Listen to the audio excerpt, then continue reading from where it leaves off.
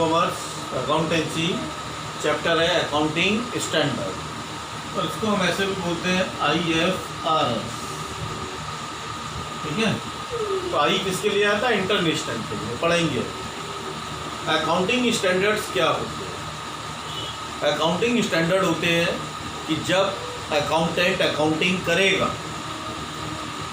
और पूरे कंट्री के अंदर या पूरे वर्ल्ड के अंदर जो अकाउंटिंग हो रही है वो अकाउंटिंग यूनिफॉर्म हो, एक जैसी हो।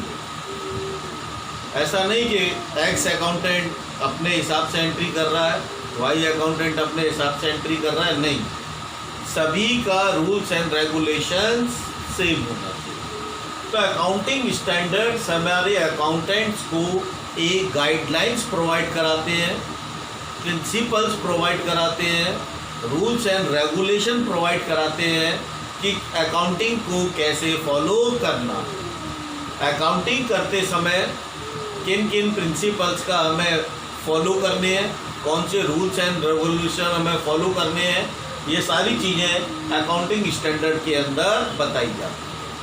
और हर अकाउंटेंट, हर कंपनी या हर बिजनेस, सभी के लिए मैंडेटरी है कि वह अकाउंटिंग स्टैंडर्ड को फॉलो करेगा, तभी सभी ऑर्गेनाइजेशंस की अकाउंटिंग सेम, नहीं तो अकाउंटिंग क्या होगी? डिफर हो जाएगी। तो ये क्या है? गाइडलाइंस है। किसके लिए? अकाउंटेंट्स के लिए, चार्टर्ड अकाउंटेंट्स के लिए, कि भाई ये गाइडलाइन है और इस गाइडलाइंस को फॉलो करना। और समय समय पर ये अकाउंटिंग स्टैंडर्ड के अंदर चेंजेस होते रहते हैं according to the environment of business, कि बिजनेस में जैसा एनवायरनमेंट होता है उसके अकॉर्डिंग हम अकाउंटिंग स्टैंडर्ड में भी थोड़ा चेंजेस करते रहते हैं, क्योंकि ह्यूमन मेड प्रिंसिपल से है। ठीक, अब जरा एक चीज़ और ध्यान से सुनना, वो चीज़ ध्यान से सुनना, आज जो वर्ल्ड का बिजनेस है इसे हम बोलते हैं ग्लोबलाइजेशन। क्या बोलेंगे? ग्लोबलाइजेशन। ग्लोबलाइजेशन का मतलब होता है कि आज हर कंट्री, लगभग हर कंट्री अनदर कंट्रीज़ के साथ किसी न किसी तरीके से अपने गुड्स और सर्विसेज के एक्सपोर्ट और इंपोर्ट में इन्वॉल्व। तो अब हर कंट्री जो भी सरप्लस है बेचता है, और एक कंट्री दूसरी कंट्री में इन्वेस्टमेंट भी करती है, एक कंपनी दूसरे कंट्री के अंदर जाकर वहाँ बिजनेस करती है। तो जब एक बिजनेस हो रहा है, कंपनी चल रही है, तो उसके लिए बेटा कुछ इंटरनेशनल अकाउंटिंग स्टैंडर्ड भी होने चाहिए। इंटरनेशनल अकाउंटिंग स्टैंडर्ड का मतलब है कि जो इंटरनेशनल अकाउंटिंग स्टैंडर्ड है, हर कंट्री उनको अपने अकॉर्डिंग अपने कंट्री में फॉलो कराए। तो हम वर्ल्ड की किसी भी कंट्री के जब हम अपने अकाउंटिंग की इंफॉर्मेशन को शेयर करेंगे, किसी दूसरे कंट्री के पर्सन को भेजेंगे, तो अगर अकाउंटिंग सेम होगी हर कंट्री के अंदर, उसके रूल्स रेगुलेशन सेम होंगे, तो जब हम एक कंट्री से दूसरे कंट्री में अकाउंटिंग भेजेंगे तो वो उसको इजीली समझ जाएगा, कंट्री कोई भी हो, लेकिन जो एक अकाउंटिंग स्टैंडर्ड है वो लगभग हर जगह पर सेम है। तो एक ऐसे इंटरनेशनल ऑर्गेनाइजेशन की रिक्वायरमेंट महसूस हुई जो कि इन अकाउंटिंग स्टैंडर्ड्स को बनाए और उन अकाउंटिंग स्टैंडर्ड्स को हर कंट्री के अंदर फॉलो करना है। ठीक है, ताकि ये चीज़ नेशनल लेवल पे नहीं, इंटरनेशनल लेवल पे रहे। और जब इंटरनेशनल लेवल पे वो चीज़ रहेगी तो हर कंट्री जो है उस ऑर्गेनाइजेशन का मेंबर बनेगा, और जो भी चीज़ें जब मेंबर्स के साथ बैठ के डिसाइड हो गई, अब भाई जो अकाउंटिंग स्टैंडर्ड बन गया, कोई नई गाइडलाइंस अकाउंटिंग के लिए बन गई, तो हर कंट्री उसको अपने कंट्री में फॉलो कराई। तो एक ज़रूरत महसूस हुई कि भाई एक इंटरनेशनल बॉडी होनी चाहिए जो कि इस ओर ध्यान। ठीक है, तो 1973 में एक ऑर्गेनाइजेशन एस्टेब्लिश की गई, IASC। ये सबसे पहली ऑर्गेनाइजेशन है। कब एस्टेब्लिश हुई? 1973। क्या नाम था? IASC, international accounting standards committee. तो एक कमिटी बनाई गई, एक संगठन बनाया गया, एक ऑर्गेनाइजेशन बनाया गया, जिसको ये काम सौंपा गया कि भाई आप इंटरनेशनल लेवल पे अकाउंटिंग स्टैंडर्ड्स को तैयार कीजिए। ये फर्स्ट इंटरनेशनल ऑर्गेनाइजेशन। फिर उसके बाद ये जो ऑर्गेनाइजेशन बनाई गई थी 2001 में, इस ऑर्गेनाइजेशन को चेंज किया गया, मॉडिफाइड कर दिया गया। अब मॉडिफाइड करके उसका नाम रखा गया IASB। यही है बेटा, ऑर्गेनाइजेशन यही है, नाम चेंज कर दिया, मॉडिफाई कर दिया उसको, उसका नाम रखा IASB, international accounting standard board. तो 2001 में ये जो एक कमेटी थी, इसको किस में कन्वर्ट कर दिया गया? बोर्ड में कन्वर्ट कर दिया। और ये जो बोर्ड है, ये जो इंटरनेशनल अकाउंटिंग स्टैंडर्ड बोर्ड है, ये जो अकाउंटिंग प्रिंसिपल्स इश्यूज करते हैं अपने यहाँ से, उसे हम बोलते हैं IFRS। क्या बोलेंगे? IFRS।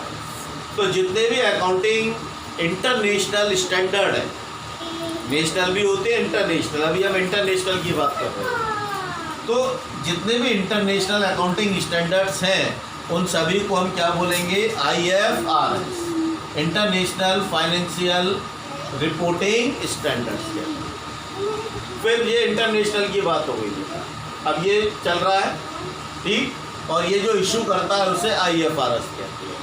अब हम इंडिया में आते हैं कि ये जो ऑर्गेनाइजेशन पहले बनी, इंडिया इसका भी मेंबर था, जिसे चेंज कर दिया तो इंडिया IASB का भी मेंबर। और मेंबर कंट्री नहीं है, कंट्री के अंदर हमारे यहाँ जो अकाउंटिंग का वर्क है, मेन ऑर्गेनाइजेशन गवर्नमेंट की, वो है ICAI। ICAI का मतलब है बेटा institute of chartered accountant of India. ये मेंबर है इसके अंदर ICAI। और एक मेंबर और है, एक और है ICWA, वो भी इंडिया की। ICWA का मतलब होता है बेटा institute of cost and work account. तो थोड़ा इसका स्कोप कम है, इसलिए लोग कम जानते हैं। कॉस्ट से रिलेटेड है, जहाँ अरबों रुपए की, खरबों रुपए की इंडस्ट्रीज होती है, वहाँ इसकी रिक्वायरमेंट होती है। तो ICAI का भी बेटा काम है कि अपने इंडिया के अंदर जो भी अकाउंटिंग हो रही है, उस अकाउंटिंग के लिए अपने लेवल पर स्टैंडर्ड्स को बनाना, और जो इंटरनेशनल स्टैंडर्ड हैं उनको ध्यान में रखते हुए बनाना कि उनका भी वायोलेशन ना हो। और अगर कोई हमें अपने कंट्री के लिए चाहिए तो उनको बिना वायोलेट किए हुए हम जो है अकाउंटिंग स्टैंडर्ड ICA बनाता है। तो ICA जो बनाएगा वो इंडिया में एप्लीकेबल होता है बेटा। तो ICA ऐसे नहीं कि कोई भी बना दे, वो किसको फॉलो करके बनाता है? इंटरनेशनल को फॉलो, ठीक है। फिर 1977 में ASB अकाउंटिंग स्टैंडर्ड बोर्ड बन गया, ठीक। कितने मिनट बेटा? ऑब्जेक्टिव्स ऑफ अकाउंटिंग स्टैंडर्ड, कि ये जो अकाउंटिंग स्टैंडर्ड है इसके ऑब्जेक्टिव्स क्या, उद्देश्य क्या है किसी भी बिजनेस ऑर्गेनाइजेशन के लिए और खुद अकाउंटिंग के लिए। फर्स्ट उद्देश्य है बेटा, इसका फर्स्ट ऑब्जेक्टिव है अकाउंटिंग के लिए कि minimize the diverse accounting policy, कि लोग अगर अकाउंटिंग अपनी अपनी पॉलिसी के हिसाब से कर रहे हैं तो उनको रोकना। डाइवर्स का मतलब कि अकाउंटिंग जो अलग अलग लोग कर रहे हैं उनको रोकना, उनको मना करना कि भाई एक अकाउंटिंग स्टैंडर्ड है, सभी अकाउंटेंट इसको फॉलो करें। तो उद्देश्य मिनिमाइज करना, कम से कम करना, ख़त्म करना, ताकि अकाउंटिंग के अंदर डाइवर्सिटी ना हो। दूसरा ऑब्जेक्टिव है promote better understanding of financial statement. Promote का मतलब होता है बेटा बढ़ाना, किस चीज़ को बढ़ाना? अंडरस्टैंडिंग को बढ़ाना। और अंडरस्टैंडिंग किसके लिए बढ़ाना? फाइनेंशियल। जो स्टेटमेंट्स हैं जिसके अंदर हमारा trading, P&L, balance sheet, cash flow statement, ratio analysis, कई सारी चीज़ें आती हैं।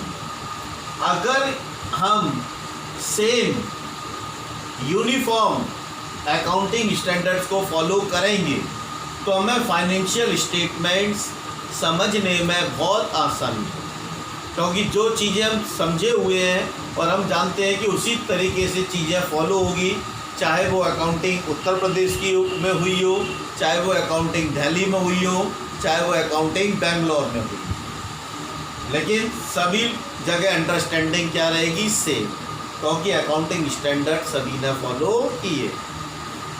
थर्ड है बेटा फैसिलिटेट, मतलब हेल्प करना, कंपैरिजन ऑफ फाइनेंशियल स्टेटमेंट।